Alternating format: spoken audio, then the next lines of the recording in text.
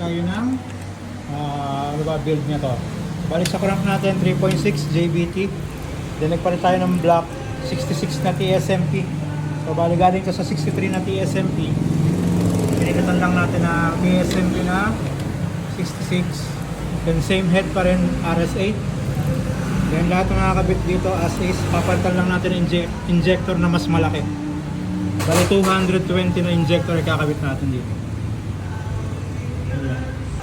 Yan, ito yung ating injector na gagamitin dyan. 220cc.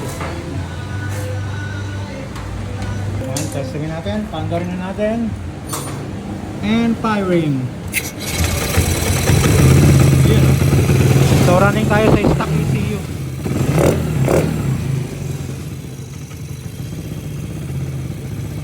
Then papandarin na natin sa stock ECU ito maya maya. Yan. Yan. Kakabit lang natin siya.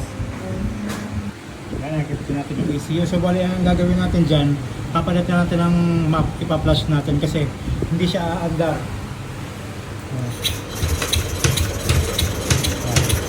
Ayaw mandar. So papalitan na lang natin ng map to. Yan, so napalitan na natin ng map. Yan. Then fire. Yun, no?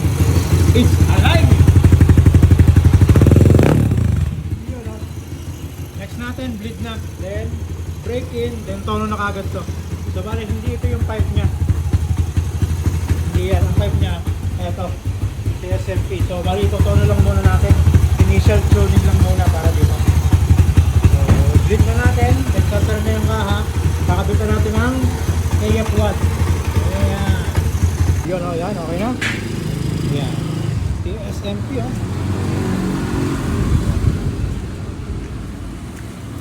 Yan, so bali ang build natin, dito natin yung specs niya, 3.6 sa ating crank. Tapos sa block natin 66mm. Then sa kanyang head 2023 na RS8. Yan. Then ECU ay Racer Mini X light. Then sa injector natin 220cc. So brake in na to.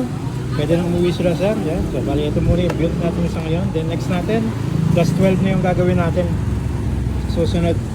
Alright, so bali hanggang dito muna ang ating video and thank you and goodbye.